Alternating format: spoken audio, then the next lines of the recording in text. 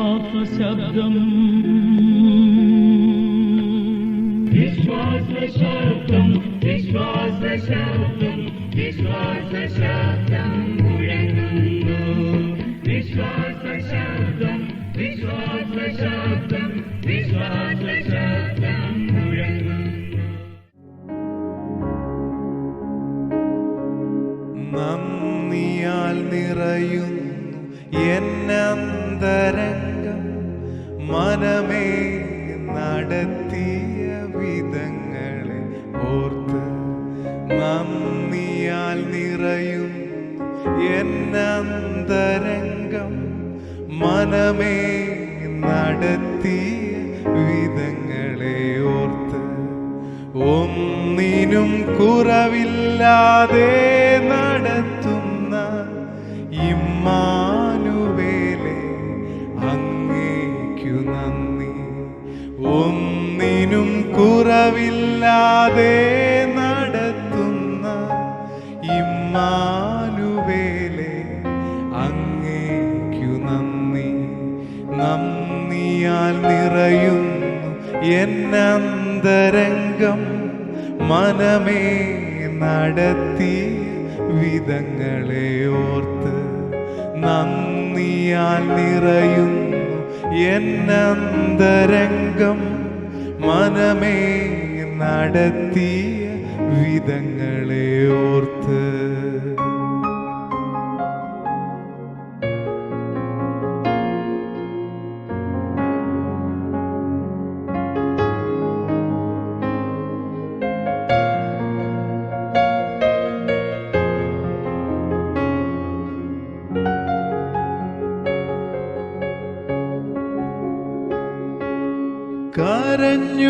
കരഞ്ഞുകൊണ്ടുറങ്ങിയ എത്രയോ രാവുകൾ ജീവിതയാത്രയിൽ കഴിഞ്ഞുപോയി. കരഞ്ഞുകൊണ്ടുറങ്ങിയ എത്രയോ രാവുകൾ ജീവിതയാത്രയിൽ കഴിഞ്ഞുപോയി. ഞെട്ടിയുണർന്നു ഞാൻ നോക്കുമ്പോൾ താങ്ങും തലോടലുമായേശു ചാരയുണ്ട്.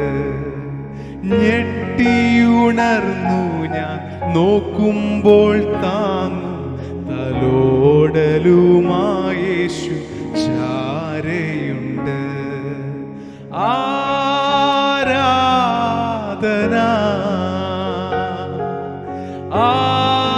ആരാധന ആരാധന ആരാധന. ഒന്നിനും കുറവില്ലാതെ നടത്തുന്ന ഇമ്മാനുവേലേ, അങ്ങേക്കു നന്ദി. ഒന്നിനും കുറവില്ലാതെ നടത്തുന്ന ഇമ്മാനുവേലേ, അങ്ങേക്കു നന്ദി.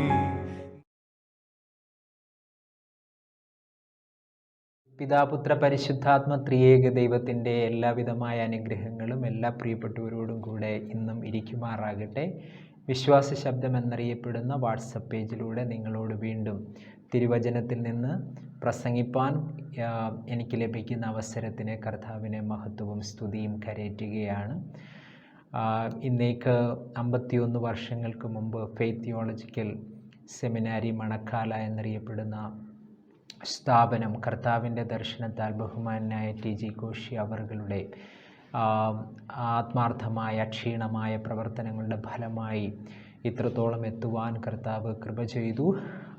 അദ്ദേഹത്തിൻ്റെ ദർശനത്തിൽ തുടങ്ങിയ വിശ്വാസ ശബ്ദം എന്നറിയപ്പെടുന്ന ഈ പേജിലൂടെ നിങ്ങളോട് പ്രഭാഷണത്തിൽ തിരുവചനത്തിൻ്റെ സത്യങ്ങൾ പറയുവാൻ കർത്താവ് എനിക്ക് തരുന്ന അവസരത്തിന് നന്ദി പറയുന്നു. ഇന്നത്തെ ചിന്തയ്ക്കായി നമ്മൾ കടന്നു പോകുന്നത് 1 തെസ്സലോനിക്യ ലേഖനം 4-ാം അധ്യായം 1 മുതൽ 12 വരെയുള്ള വാക്യങ്ങളാണ്. ഒടുവിൽ സഹോദരന്മാരെ, ദൈവപ്രസാദം ലഭിപ്പാൻ തക്കവണ്ണം നിങ്ങളെ എങ്ങനെ നടക്കണമെന്ന് ഞങ്ങളോട് ഗ്രഹിച്ചതുപോലെ നിങ്ങൾ നടക്കുന്നത് പോലെ തന്നെ ഇനിയും അധികം വർദ്ധിച്ചു വരേണ്ടതിന് ഞങ്ങൾ കർത്താവായ യേശുവിൻ്റെ നാമത്തിൽ നിങ്ങളോട് അപേക്ഷിച്ച് പ്രബോധിപ്പിക്കുന്നു. നിങ്ങൾ കർത്താവായ യേശുവിൻ്റെ ആജ്ഞയാൽ ഇന്ന കൽപ്പനകളെ തന്നു എന്ന് നിങ്ങൾ അറിയുന്നുവല്ലോ. ദൈവത്തിൻ്റെ ഇഷ്ടമോ നിങ്ങളുടെ ശുദ്ധീകരണം തന്നെ. ആകയാൽ നിങ്ങൾ ദുർനടപ്പ് വിട്ടൊഴിഞ്ഞ് ഓരോരുത്തൻ ദൈവത്തെ അറിയാത്ത ജാതികളെ പോലെ കാമവികാരത്തിലല്ല, വിശുദ്ധിയിലും മാനത്തിലും താൻ്റെ പാത്രത്തെ നേടിക്കൊള്ളട്ടെ എന്ന് പറഞ്ഞു തുടങ്ങുന്ന വാക്യങ്ങൾ നമുക്ക് ഈ ഭാഗങ്ങൾ കാണാം. 1 തെസ്സലോനിക്യ ലേഖനം 4-ാം അധ്യായം 1 മുതൽ 12 വരെ. ചില നാളുകൾ എനിക്ക് നോർത്ത് ഇന്ത്യയിലായിരിക്കാൻ കർത്താവ് കൃപ തന്നിട്ടുണ്ട്. നോർത്ത് ഇന്ത്യയിലായിരുന്നപ്പോൾ അവരുടെ ഏറ്റവും പ്രശസ്തമായ ഹിന്ദു സഹോദരങ്ങളുടെ ഏറ്റവും പ്രശസ്തമായ സീസണാണ് കൻവാർ സീസൺ അഥവാ കാവടി സീസൺ എന്ന് പറയുന്നത്. കാൻവാർ സീസൺ എന്നറിയപ്പെടുന്ന ഈ കാലഘട്ടത്തിലാണ് പ്രിയപ്പെട്ട ഹിന്ദു സഹോദരങ്ങൾ അവരവരുടെ ദൈവത്തെ പ്രീതിപ്പെടുത്തുവാൻ വേണ്ടി അവരുടെ പുണ്യക്ഷേത്രങ്ങളും സ്ഥലങ്ങളും ഒക്കെ സന്ദർശിക്കുന്നത്. അവരവരുടെ ശരീരത്തെ തന്നെ ധന്യപ്പിച്ച് ഈ ഭാഗങ്ങൾക്ക് വേണ്ടി വളരെ ആത്മാർത്ഥതയോടെ കടന്നു പോകുന്നത് കാണുവാൻ എനിക്കിടയായി തീർന്നിട്ടുണ്ട്. അങ്ങനെ ഇരിക്കുന്ന ഒരു സീസണിൽ, കാൻവാർ സീസണിൽ, ടൈംസ് ഓഫ് ഇന്ത്യയിൽ വന്നൊരു വാർത്തയാണ് എൻ്റെ ശ്രദ്ധയെ പതിക്കുവാൻ ഇടയായി തീർന്നത്. അങ്ങനെയുള്ള ഒരു സീസണിൽ റൂർക്കിയിലുള്ള ഒരു മൊബൈൽ ഷോപ്പ് പട്ടാപ്പകൽ കൊള്ളയടിക്കപ്പെടുവാനിടയായി തീർന്നു. പോലീസ് അന്വേഷിച്ച് ചെന്ന് കഴിഞ്ഞപ്പോൾ കണ്ടെത്തിയത് ഹരിദ്വാറിലുള്ള ഒരു പറ്റം സന്യാസ സമൂഹം ആണ് ഈ കൊള്ളയ്ക്ക് കാരണമെന്നാണ് അവർ കണ്ടെത്തുവാൻ ഇടയായി തീർന്നത്. ഔട്ട്വേർഡ്ലി നോക്കുമ്പോൾ ഇവർ സന്യാസിമാർ എന്ന് തോന്നുന്നുവെങ്കിൽ തന്നെയും അവരുടെ എത്തിക്കൽ ബിഹേവിയർ, അവരുടെ സ്വഭാവങ്ങൾ ഒന്നും തന്നെ പക്ഷേ ആ വസ്ത്രങ്ങളുമായിട്ട് യാതൊരു ബന്ധവുമോ ആ നാമവുമായിട്ട് യാതൊരു ബന്ധവുമോ ഇല്ല എന്ന് നമുക്ക് മനസ്സിലാക്കുവാൻ വേണ്ടി കഴിയുന്നതാണ്. ആയതുപോലെ പ്രിയപ്പെട്ടവരെ, എല്ലാ സന്യാസിമാരും ഇങ്ങനെയാണ് എന്നുള്ളൊരു അഭിപ്രായം എനിക്കില്ല. ഈ സമൂഹത്തിൻ്റെ നന്മയ്ക്ക് വേണ്ടി നിൽക്കുന്ന അനേക സന്യാസി സമൂഹങ്ങൾ നമ്മുടെ മധ്യത്തിലുണ്ട്. പക്ഷേ ഈ ഒരു പ്രത്യേക വിഭാഗം സന്യാസി സമൂഹം അവരുടെ വസ്ത്രങ്ങൾക്കോ പേരിനോ യോജിക്കാത്ത രീതിയിൽ പ്രവർത്തിച്ചു എന്നുള്ളതാണ് അർത്ഥവത്താകുന്ന കാര്യം എന്ന് പറയുന്നത്. ഇന്ന് ഈ ചിന്തയിൽ ഇത് പറയുവാൻ ഇടയായി തീർന്നത് നാമും ഒരാത്മീയ യാത്രയിലാണ്, ക്രിസ്തുവിനോടൊത്തുള്ള ഒരു യാത്രയിലാണ് നാം. ഈ യാത്രയുടെ നായകൻ കർത്താവ് തന്നെയാണ്. ഈ യാത്രയിൽ കർത്താവ് നമ്മളെക്കുറിച്ച് ആഗ്രഹിക്കുന്നത് ദൈവത്തെ പ്രസാദിപ്പിക്കുന്ന ഒരു ജീവിതം നയിക്കുക എന്നുള്ളതാണ്.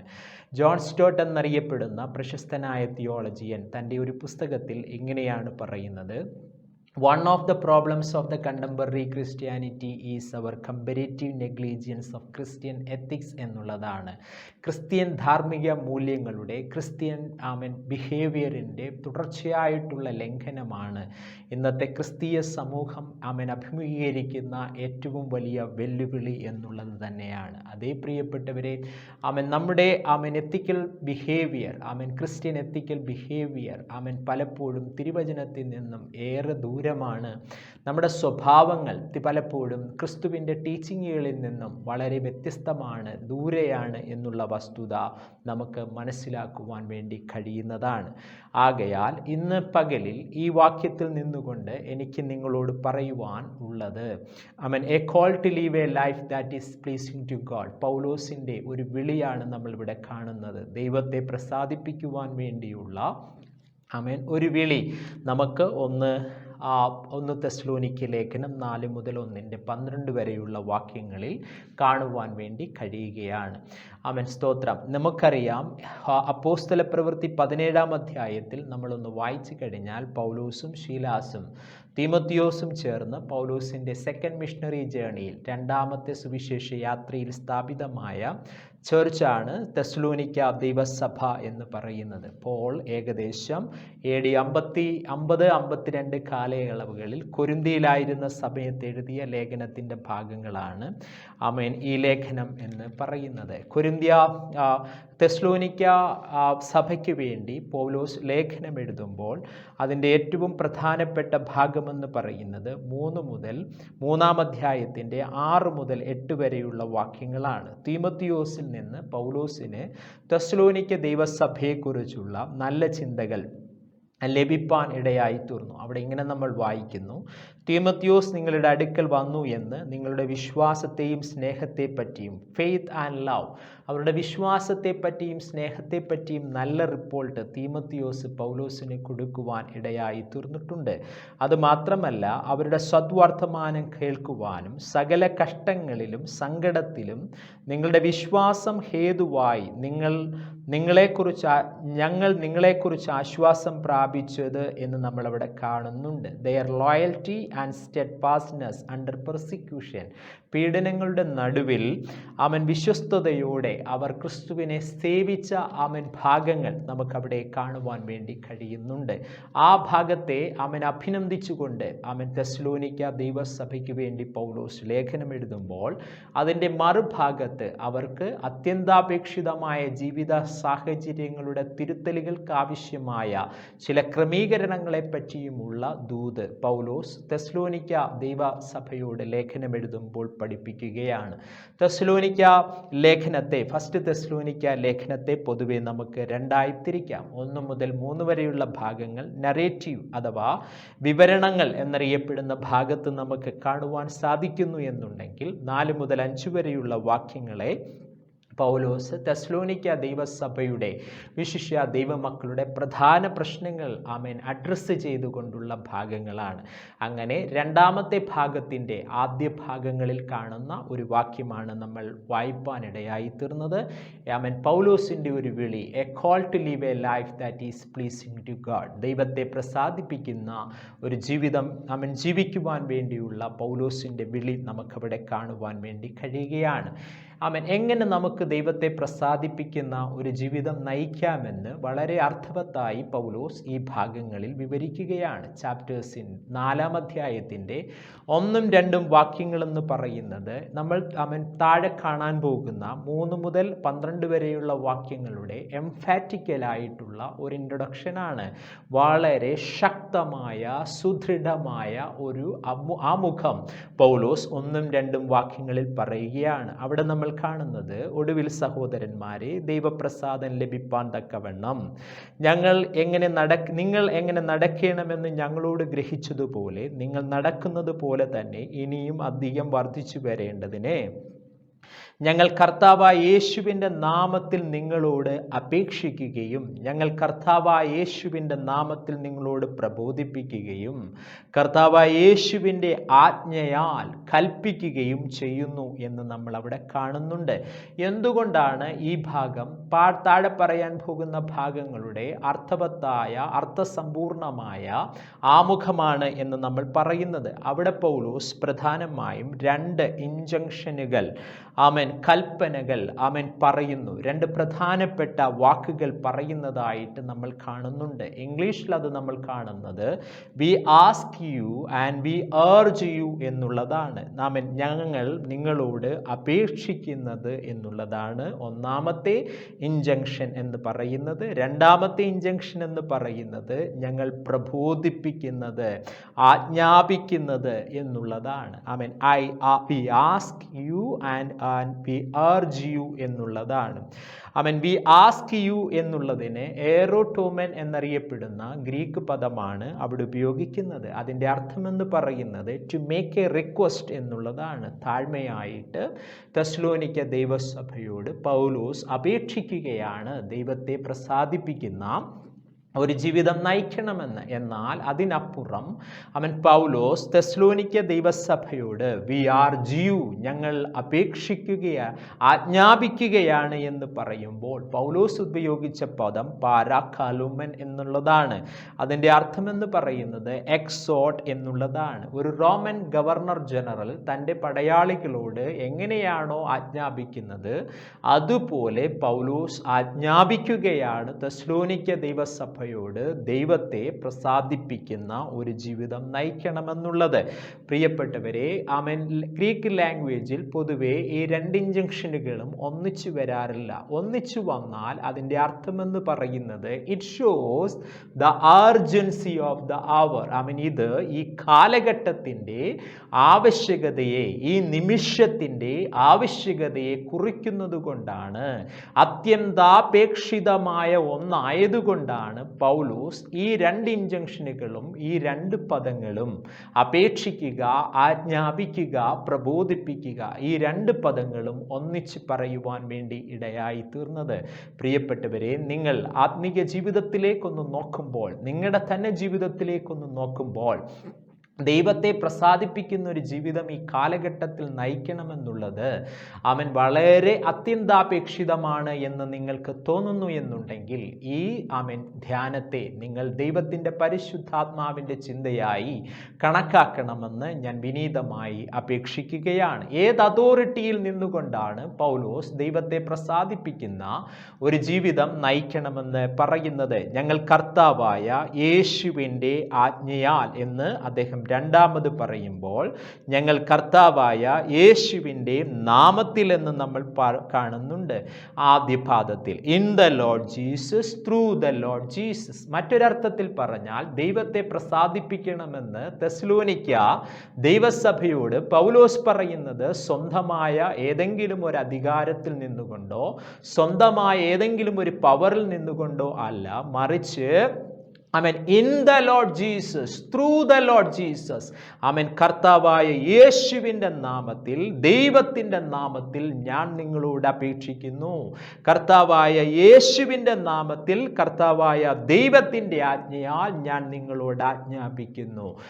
It's not Paul mere word. പൗലോസിൻ്റെ വെറും വാക്കല്ല ഇത് എന്ന് പറയുന്നത്. ദൈവത്തെ പ്രസാദിപ്പിക്കുന്ന ഒരു ജീവിതം ഈ കാലഘട്ടത്തിൽ നമ്മൾ നയിക്കണമെന്ന് പറയുന്നത് ദൈവത്തിൻ്റെ കൽപ്പന തന്നെയാണ് എന്നുള്ള വസ്തുത നിങ്ങൾ തിരിച്ചറിയണം. അങ്ങനെ താഴെ പറയുന്ന കാര്യങ്ങളുടെ കരുത്തുറ്റ ആമുഖമാണ് 1ഉം 2ഉം വാക്യങ്ങൾ എന്ന് പറയുന്നത്. It shows the seriousness and the urgency of the hour. ഈ കാലഘട്ടത്തിൻ്റെ സമയത്തെ ഇത് കാണിക്കുകയാണ്. തുടർന്നുള്ള 3 മുതലുള്ള വാക്യങ്ങളിൽ പൗലോസ് എങ്ങനെ ദൈവത്തെ പ്രസാദിപ്പിക്കാം എന്ന് പറയുകയാണ്. 3 മുതൽ 8 വരെയുള്ള വാക്യങ്ങളിൽ പൗലോസ് അതിൻ്റെ ഒന്നാമത്തെ പടി പറയുകയാണ്. How to live a life that is pleasing to God. അദ്ദേഹം പറയുന്നത് സാന്റിഫിക്കേഷൻ പ്ലീസസ് ഗോഡ്. ശുദ്ധീകരണം ദൈവത്തെ പ്രസാദിപ്പിക്കും. ശ്രദ്ധിക്കുക പ്രിയപ്പെട്ടവരെ, 3 മുതലുള്ള വാക്യങ്ങൾ. ദൈവത്തിൻ്റെ ഇഷ്ടമോ നിങ്ങളുടെ ശുദ്ധീകരണം തന്നെ. അപ്പോൾ ശുദ്ധീകരണം ദൈവത്തെ പ്രസാദിപ്പിക്കും. നിങ്ങൾ ദുർനടപ്പ് വിട്ടൊഴിയണം.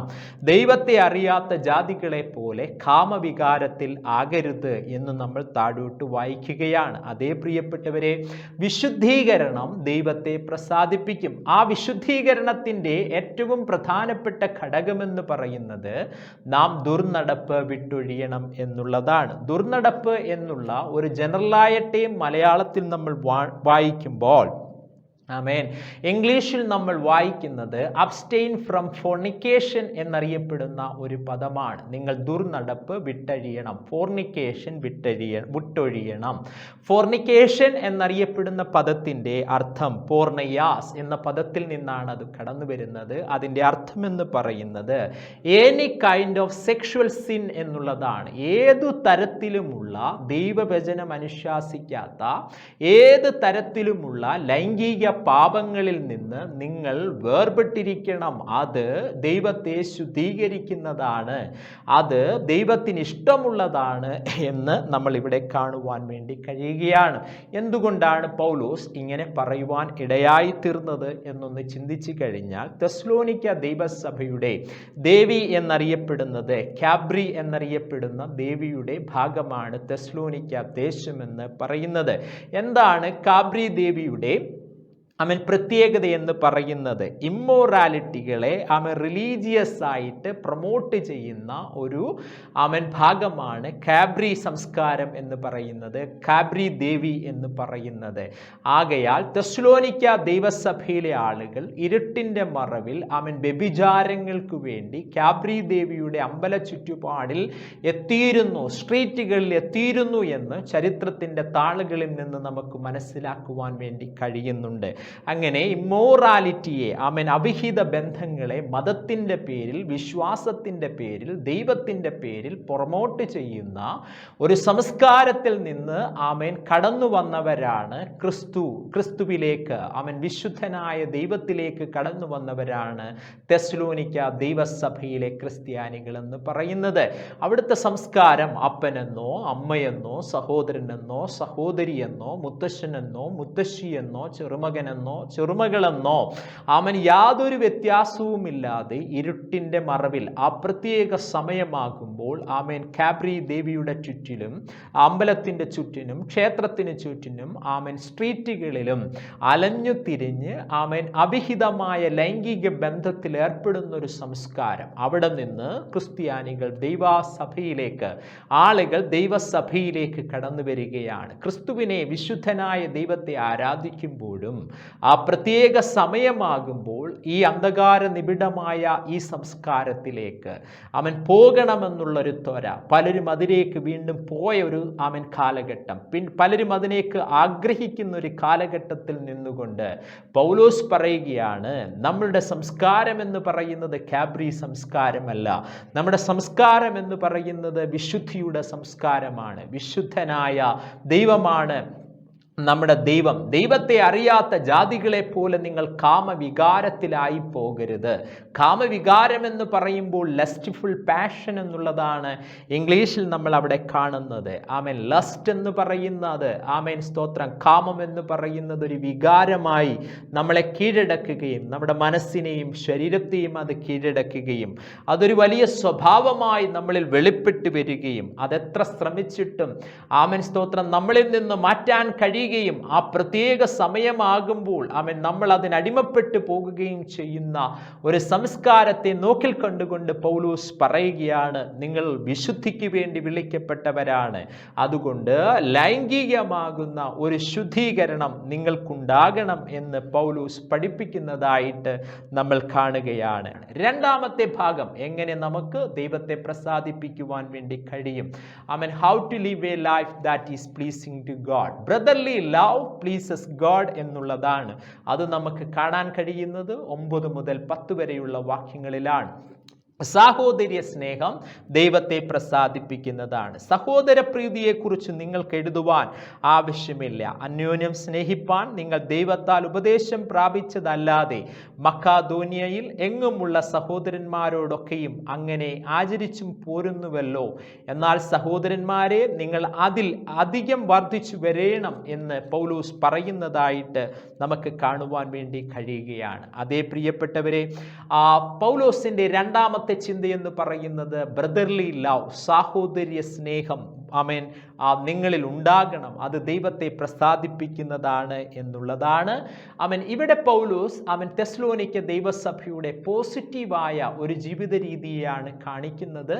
അത് മാസിഡോണിയ ഭാഗങ്ങളിലൊക്കെ വളരെ പ്രസിദ്ധമാണ്. അത് മാത്രമല്ല, അതിൽ ഇനിയും വർദ്ധിച്ചു വരണം.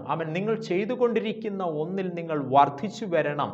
സഹോദര പ്രീതിയിൽ നിങ്ങൾ വർദ്ധിച്ചു വരണം എന്നുള്ളതാണ് പൗലോസ് ഇവിടെ പറയുന്നത്. സാഹോദര്യ സ്നേഹം എന്നുള്ളതിന് പൗലോസ് ഇന്റൻഷനായിട്ട് ഉപയോഗിച്ചൊരു പദം ഫിലാദൽഫിയ എന്നറിയപ്പെടുന്ന ഒരു പദമാണ്. ഫിലോസ്, ഫിലിയ എന്നറിയപ്പെടുന്ന പദങ്ങളൊക്കെ അവിടെ ഉണ്ട് എങ്കിൽ തന്നെയും പൗലോസ് ഉപയോഗിച്ചത് ഫിലാദൽഫിയ എന്നറിയപ്പെടുന്ന പദം തന്നെയാണ്.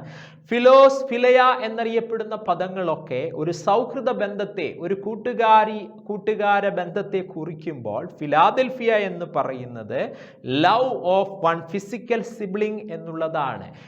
ഒരു അമ്മ പ്രസവിച്ചതുപോലെയുള്ള മക്കളെ പോലെ ജീവിക്കുവാനും സ്നേഹിപ്പാനും കഴിയുന്ന ഒരു സാഹോദര്യ ബന്ധം നമ്മളിൽ ഉടലെടുത്തു വരണമെന്നുള്ളതാണ് പൗലോസ് ആഗ്രഹിക്കുന്നത്.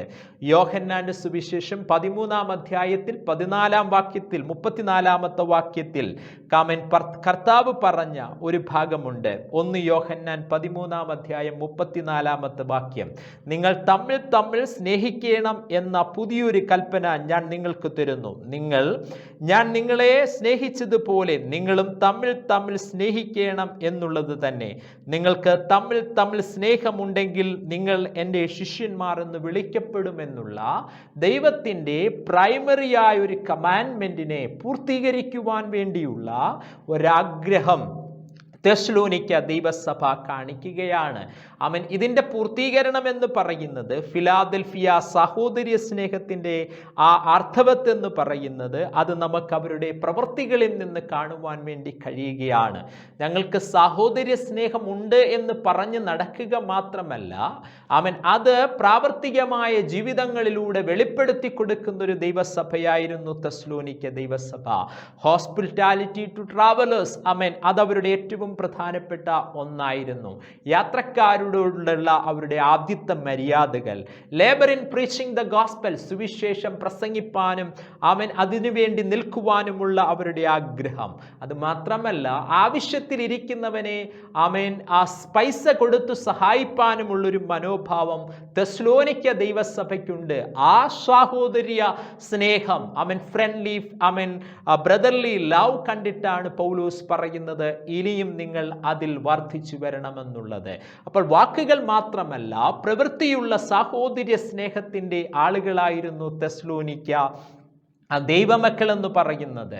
അത് നമുക്ക് അർത്ഥവത്തായി കാണുവാൻ കഴിയുന്നത് 2 കൊരിന്ത്യർ ലേഖനം 8-9 അധ്യായങ്ങളിൽ പൗലോസ് പാവം പിടിച്ച ദൈവസഭയാകുന്ന ജെറുസലേം ദൈവസഭയ്ക്ക് വേണ്ടി അവരെ സഹായിപ്പാൻ വേണ്ടി ധനശേഖരണം നടത്തുമ്പോൾ ഈ സഭയെപ്പറ്റി, ഈ മാസിഡോണിയ സഭകളെ പറ്റി പറയുവാൻ ഇടയായി തീർന്നിട്ടുണ്ട്.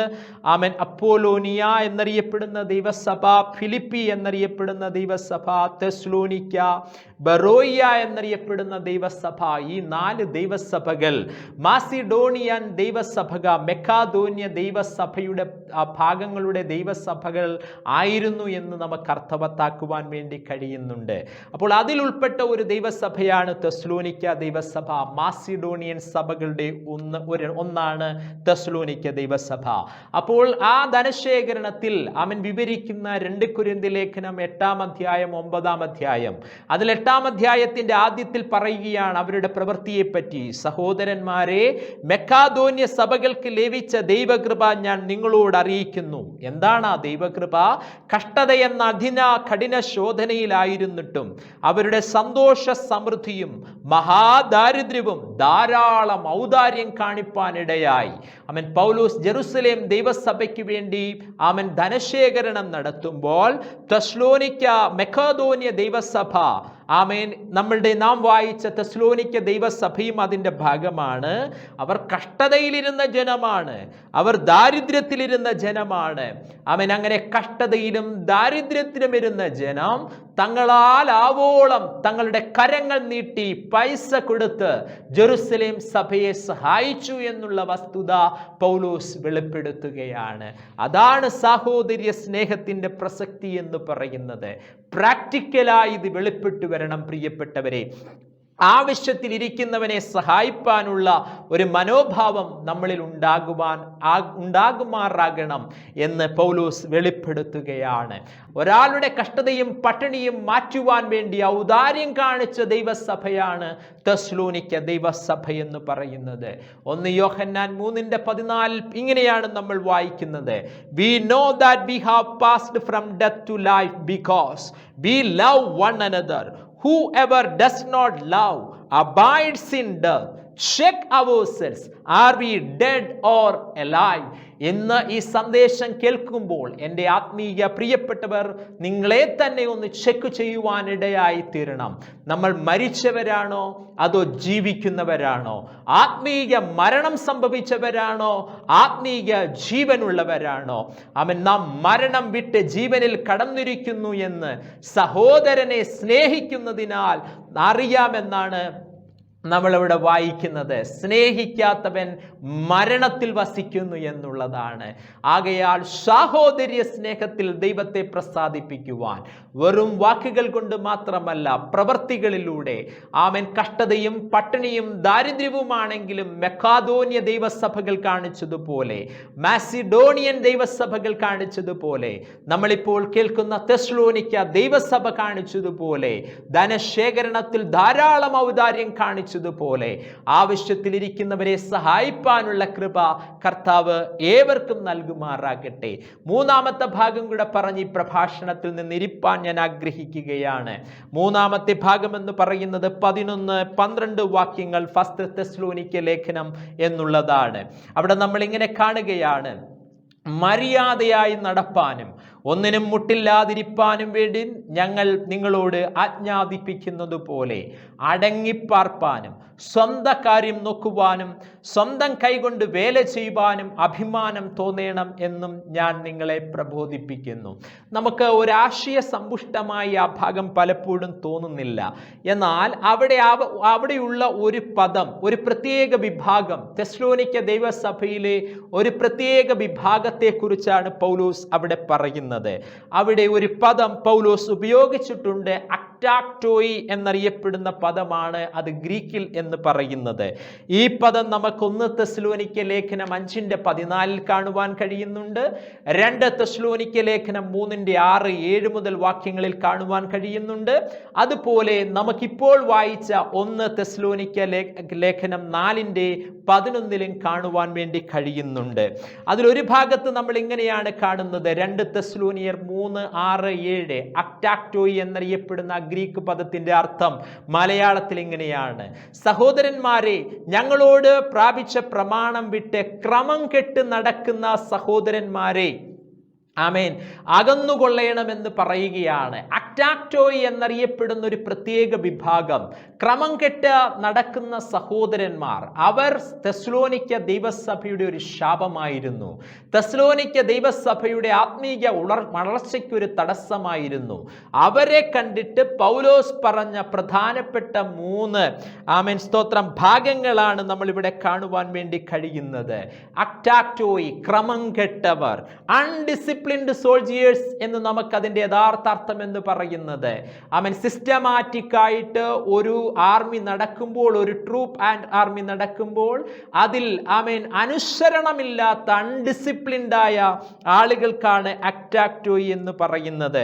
മറ്റൊരർത്ഥത്തിൽ പറഞ്ഞാൽ അൺഡിസിപ്ലിൻഡ് ബിഹേവിയർ, ക്രമമായ ഒരു സ്വഭാവമില്ലാത്ത, ഡിസിപ്ലിൻ അല്ലാത്ത സ്വഭാവം ഇല്ലാത്ത ഒരു പറ്റം ജനതയെ നോക്കിയിട്ട് പൗലോസ് പറഞ്ഞ പ്രധാനപ്പെട്ട 3 വാക്യങ്ങൾ, 3 അഡ്മോണിഷൻസ് നമുക്ക് അവിടെ കാണുവാൻ വേണ്ടി കഴിയുന്നുണ്ട്. 3 താക്കീതുകൾ പൗലോസിൻ്റെത് നമുക്കവിടെ കാണുവാൻ വേണ്ടി കഴിയുന്നുണ്ട്.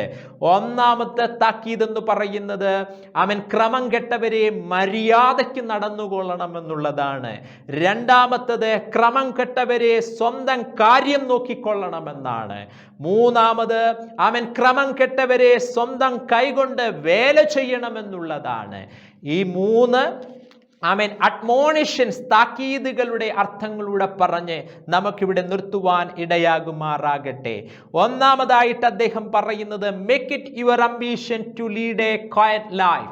ആമേൻ, മര്യാദയായി പാർക്കുവാൻ നിങ്ങൾക്ക് കഴിയണമെന്നുള്ളതാണ്.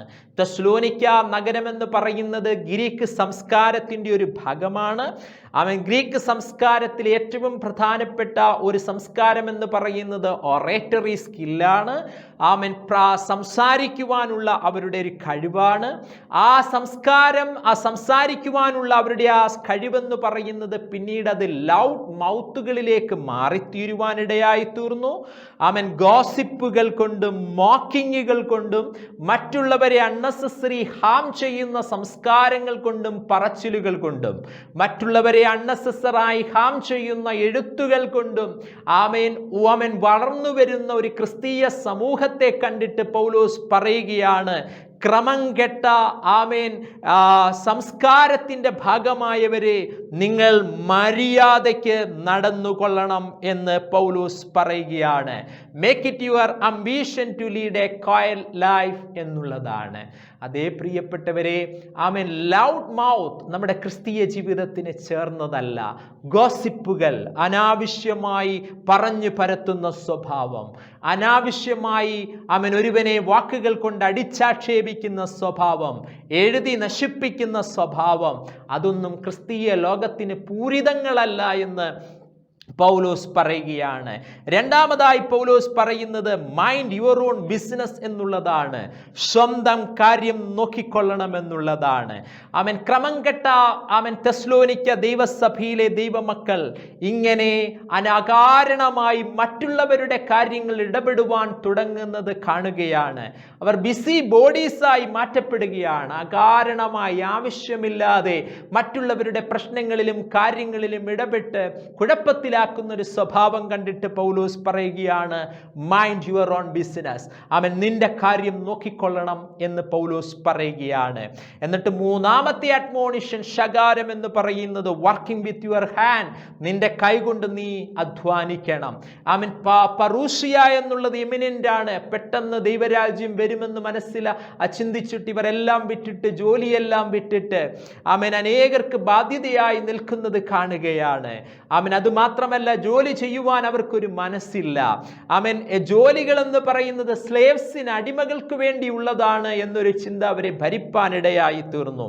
അങ്ങനെ നിൽക്കുന്ന ഒരു സംസ്കാരത്തിൽ പൗലോസ് പറയുകയാണ്, സ്വന്തം കൈകൊണ്ട് വേല ചെയ്ത് ജീവിപ്പാൻ നിങ്ങൾക്കിടയാകണം. അവൻ സ്ലേവിനൊരു പ്രത്യേക ജോലി, ഉയർന്നവർക്കൊരു പ്രത്യേക ജോലി എന്നൊരു ചിന്തകളൊന്നും തന്നെയില്ല. എല്ലാ ജോലിയും മാന്യമാണെന്ന് പൗലോസ് അവിടെ വെളിപ്പെടുത്തുകയാണ്. അവൻ ഈ ക്രമം കെട്ടവർ തെസ്സലോനിക്ക ദൈവസഭയുടെ ആത്മീയതയെ തകർക്കുന്നത് കണ്ടിട്ട്, തെസ്സലോനിക്ക ദൈവസഭയുടെ പുരോഗതിയെ തകർക്കുന്നത് കണ്ടിട്ട്, ആമേൻ, ഒറേറ്ററി, ആമേൻ, അവരുടെ വാക്കുകളുടെ സംസ്കാരം അനേകരെ തകർക്കുന്നത് കണ്ടിട്ട് പൗലോസ് പറഞ്ഞ വാക്കുകൾ, അൺനെസസറിയായി ആവശ്യമില്ലാതെ അനേക കാര്യങ്ങളിൽ ഇടപെടുന്നത് കണ്ടിട്ട് പൗലോസ് പറഞ്ഞ കാര്യങ്ങൾ, മര്യാദയ്ക്ക് പാർത്തോണം, അടങ്ങി പാർത്തോണം, സ്വന്തം കാര്യം കൈകൊണ്ട് വേല ചെയ്ത് ജീവിപ്പാനും നമുക്കിടയാകുമാറാകണം. അതേ, ഇന്ന് ഞാൻ ഇവിടെ നിർത്തുവാൻ ആഗ്രഹിക്കുകയാണ്. ഈ വചനം നിങ്ങൾ കേൾക്കുമ്പോൾ നിങ്ങളുടെ ജീവിതത്തെ തന്നെ ഒന്ന് വിചിന്തനം ചെയ്യുവാൻ നിങ്ങൾക്കിടയാകട്ടെ. പിതാപുത്ര പരിശുദ്ധാത്മ ത്രിയേക ദൈവം തന്നെ നിങ്ങളോട് സംസാരിക്കുമാറാകട്ടെ. ആമേൻ. ദൈവത്തെ പ്രസാദിപ്പിക്കുന്ന ഒരു ജീവിതം നയിപ്പാൻ നമുക്ക് കഴിയുന്നുണ്ടോ പ്രിയപ്പെട്ടവരെ? സാഹോദര്യ സ്നേഹം ദൈവത്തെ പ്രസാദിപ്പിക്കുന്നതാണ്. ആമേൻ. അന്യരെ സഹായിക്കുക എന്നുള്ളത് ദൈവത്തെ പ്രസാദിപ്പിക്കുന്നതാണ്. നമ്മുടെ ജീവിതത്തിൽ ശുദ്ധീകരണം ദൈവത്തെ പ്രസാദിപ്പിക്കുന്നതാണ്. ലൈംഗികമാകുന്ന ജീവിതത്തിലുള്ള ശുദ്ധീകരണം ദൈവത്തെ പ്രസാദിപ്പിക്കുന്നതാണ്.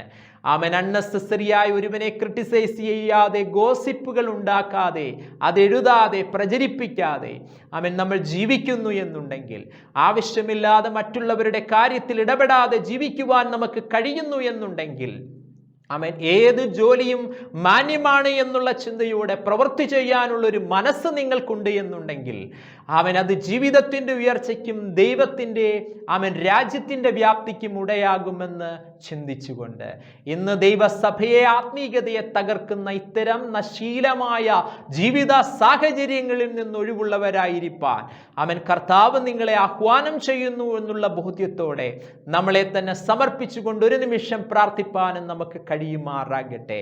നമ്മുടെ ജീവിതത്തെ തന്നെ ദൈവത്തിൻ്റെ കരങ്ങളിലേക്ക് സമർപ്പിച്ചു കൊടുക്കാം. ഒരു ശുദ്ധീകരണത്തിനായി നമുക്ക് ഏൽപ്പിച്ചു കൊടുക്കാം. ഒരു സാഹോദര്യ സ്നേഹത്തിനായി നമുക്ക് ഏൽപ്പിച്ചു കൊടുക്കാം. ആമേൻ. ആ ക്രമം കെട്ട ജീവിതങ്ങളിൽ നിന്ന് മാറ്റം തരുവാനായി നമുക്ക് ജീവിതത്തെ ഏൽപ്പിച്ചു കൊടുക്കാം. പരിശുദ്ധ കർത്താവേ, നല്ല ദൈവമേ, ഈ നല്ല ദിവസത്തിനായി സ്തോത്രം ചെയ്യുന്നു. ദൈവത്തെ പ്രസാദിപ്പിക്കാനുള്ള ഒരു ജീവിതത്തിനായി ഞങ്ങളെ എല്ലാവരെയും അങ്ങ് ഒരുക്കുമാറാകണമെന്ന് ഞങ്ങൾ അങ്ങയോട് പ്രാർത്ഥിക്കുന്നു. വചനം കേട്ട എല്ലാ പ്രിയപ്പെട്ടവരുടെ മേലും കർത്താവിൻ്റെ കൃപ ചലിക്കണമെന്ന് ഞങ്ങൾ അങ്ങയോട് പ്രാർത്ഥിക്കുന്നു. അവരെല്ലാം ഞങ്ങൾ അങ്ങയുടെ കരങ്ങളിൽ സമർപ്പിക്കുകയാണ്. മഹത്വം ഞങ്ങൾ അങ്ങയ്ക്ക് തന്നെ തരുന്നു, യേശുവിൻ നാമത്തിൽ തന്നെ. ആമേൻ. ദൈവം എല്ലാവരെയും സഹായിക്കുമാറാകട്ടെ. ഈ സന്ദേശം നിങ്ങൾക്കൊരു അനുഗ്രഹമായി തീർന്നുവെന്ന് ഞങ്ങൾ വിശ്വസിക്കട്ടെ. എല്ലാ തിങ്കളാഴ്ചയും വെള്ളിയാഴ്ചയും 7 മണിക്ക് ഇതിൻ്റെ പ്രക്ഷേപണം ഉണ്ടായിരിക്കുന്നതാണ്. പ്രാർത്ഥനയ്ക്കായി കൊടുത്തിരിക്കുന്ന നമ്പറിൽ നിങ്ങൾക്ക് ബന്ധപ്പെടാവുന്നതാണ്. ഞങ്ങൾ നിങ്ങൾക്ക് വേണ്ടി പ്രാർത്ഥിക്കുന്നതാണ്.